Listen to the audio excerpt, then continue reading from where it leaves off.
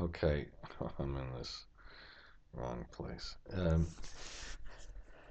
All right, this I shouldn't have sighed already, but this computing, I've talked about it before, I think, and I've tried different things. Interest income, to get interest income right, if you have a DSRA function, it's a pain. You have a circular reference from the DSRA function. I'm just going up and down. I'm not really explaining it well. We'll, perhaps I'll try to show it to you a little bit. Okay, so what I'm going to do in this video is just explain how this function works. It is a long function. It is a long function, but the idea is not so horribly, terribly, unbelievably crappy if you really carefully think about it. So here is the problem. When we have this interest income and sculpting, we have our initial DSRA. Now, initial DSRA, if we have no interest income, is not really a big deal. The DSRA is a function of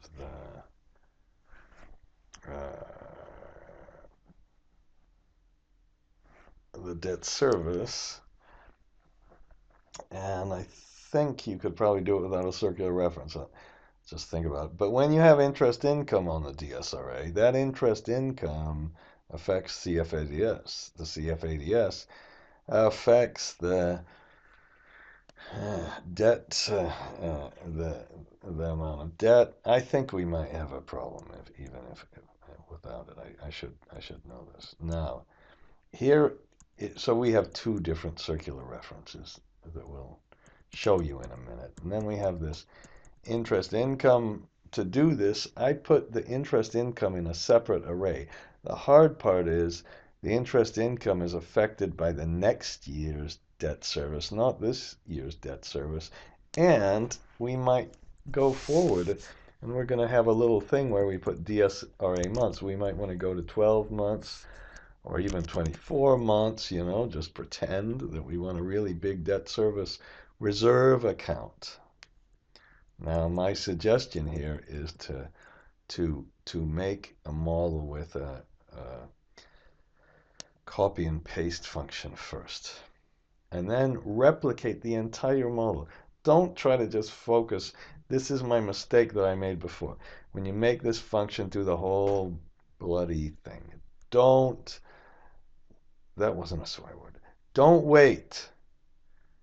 Okay, and then when you do this whole thing, make two loops, because the interest income is affected by the future debt service. You've got to make one loop to get the debt service and then go forward in a second loop. It's kind of like this offset function. And then we're going to put about around both loops. See, I spelled it wrong. Okay. And then here, to make it more complicated, I'm going to put a maximum debt to capital ratio in here, which I didn't put in before.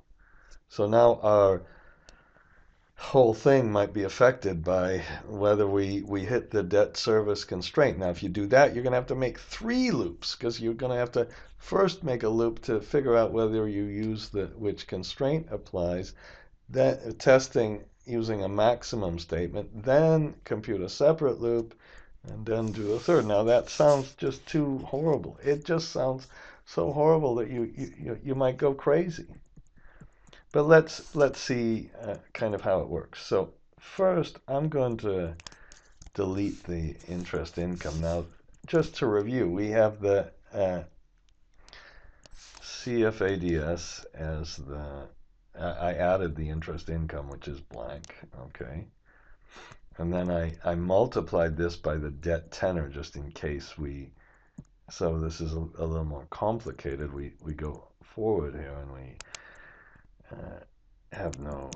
we run out of the debt. Okay, and then I put a changing interest rate in here again to make it even more complicated. So we can't compute the NPV. We have to make an interest rate index. Now, the first thing to do, really, one of the first things to do is say, well, let's take the present value of the CFADs, which is some product, and you use this wonderful little thing where you take this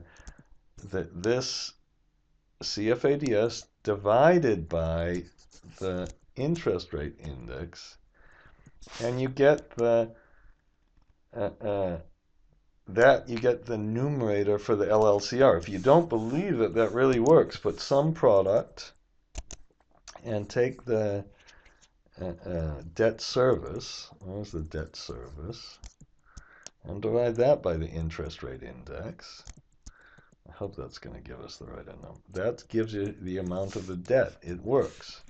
Okay, and then you take this divided by the debt, the maximum debt, not the actual debt, the maximum debt. And the reason you do that is there's a wonderful little thing that happens, and the LLCR and the DSCR are exactly the same if we have perfect sculpting. Okay, I guess if you have a changing DSCR, it might get a little more complicated even, okay? But in this case, we'll use that. Now, here's what happens. We put a target DSCR in, but if we used our target DSCR, so let's, here, I'm just saying for now, I'm going to say this target DSCR is our regular old DSCR, and then if we do that, we take the CFADS and divide that by the number. Okay, and then down here we take the net present value, just like I just showed you with that interest rate index, and we get this debt, but this debt exceeds the maximum debt. So the trick is right here. You put this, instead of this, you put the maximum, not the minimum. For once, we'll use the maximum of this or that one. And then now we just capped it. Now if we had a DSCR that was more restrictive, being higher, then we would have a different level of debt. Now it's limited because the maximum of this 1.5 is bigger than that maximum. Okay, so we can do it either way. I've kind of done this a few times now, but we did it a little more advanced. Now we then have the debt, and we put the opening debt and the closing debt and the repayment. I don't think I have to go through this. Now if we want to compute the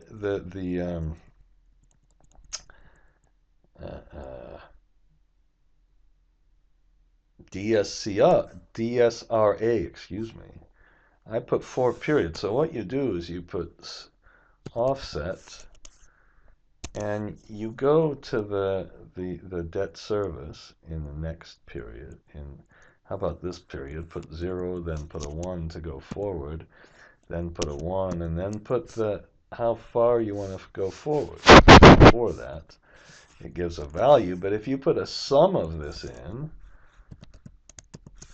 okay, then it'll go forward. Now, I think that's okay. I don't really think we have to do much.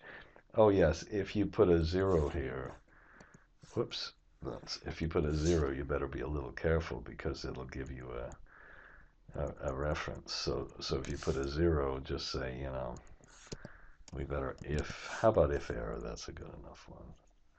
Then we'll just put a 0 at the end. Okay. That was a very quick kind of discussion of the DSRA. Now, so let's put our 4 back in here. Okay. Now, let's pretend for a moment that we had no interest income. I'll put 0 for the rate. Okay. And if we had no interest income, now we're going to have a circular reference still. And the reason is we have that DSRA constraint, because the debt constraint. So if this number comes from our very first DSRA account, this is our first balance. I went forward, and this is the kind of construction period. Then we get a circular reference. That's our first circular reference. Okay. So instead, we can do a little copy and paste, and down here, excuse me, we'll put the pasted DSRA, meaning that we have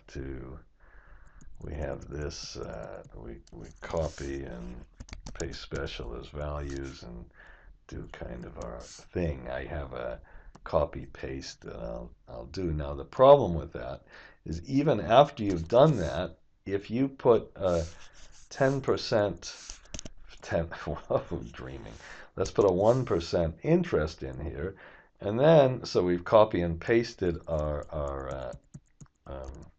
DSRA. Now if we put a copy and paste and get the pasted, not the computed interest income, I just put a 0.5%, and that's a 0.5% times the DSRA. I hope that's what this is. We get another circular reference, and that's another kind of serious circular reference.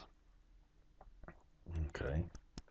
I suppose you could have done it on the pasted one, but then you'd have to paste it each time. So this number was just this times the pasted number. Now, so we have to do another copy and paste. And we have to get a fixed number out of that. Okay,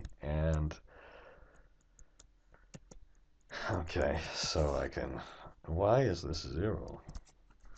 Hang on. Oh, because I didn't do the copy paste. So we do a copy paste, we have to paste the whole thing around. And I hate it.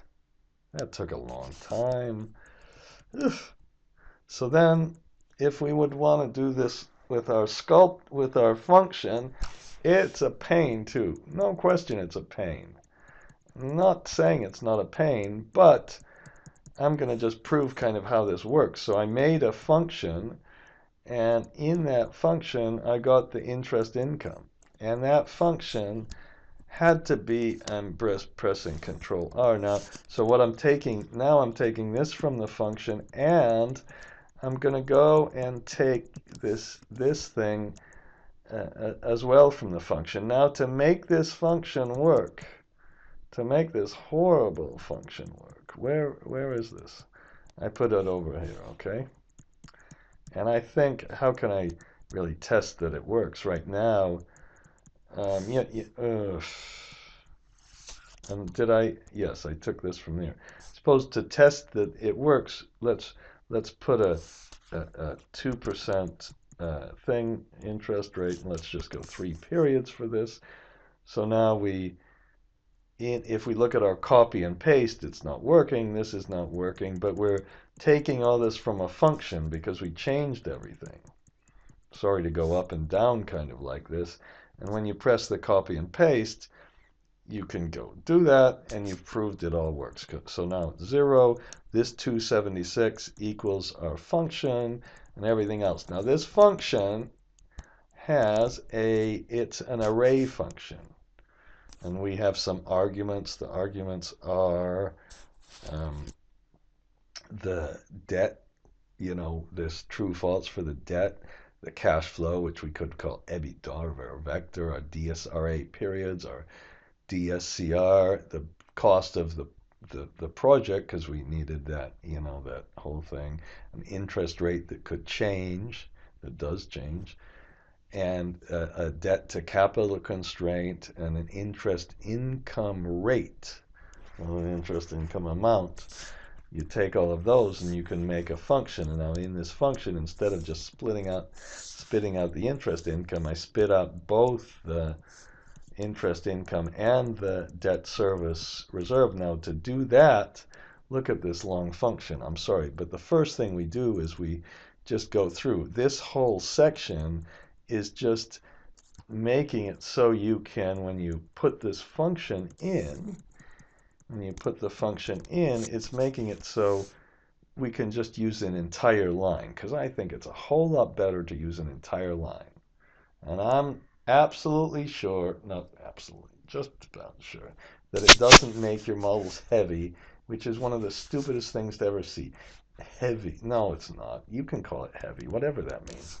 I don't know. That means the model somehow gets slow. figure out why it gets slow. I doubt it's because you used an entire line. So that's all this stuff.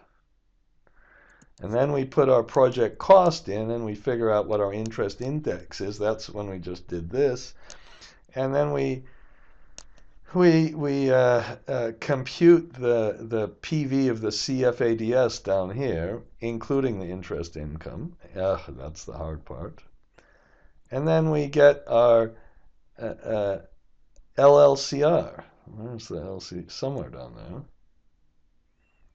Okay, there's the LLCR, and then we use the maximum function to see if it's the LLCR or the regular input DSCR, and then we go down and say, well, we go to the loop again, and this time when we do the loop, we do the loop so we can get the debt service, and here's why we get the target debt service using our DSCR that we had to do from the first go round. And then once we have the debt service, we go forward with the debt service and compute the interest rates. And then because of this offset function, we have to go around. And finally, we put these outputs into separate variables. And the way we put the outputs into separate variables is you define this thing as a variant up here. So if you want to look, this is called DSRA function. Sorry about this. We can go to tools and macros. I hope we put DSRA function, DSRA resolve, I suppose. Okay, and here's the function, and you can work through it. Now I'm going to make a second video that's going to be a harder one, and the second video is going to have not only this, but we're also going to allow a letter of credit, so we can really evaluate whether a letter of credit or a funded DSRA is the best. So that's enough of that video.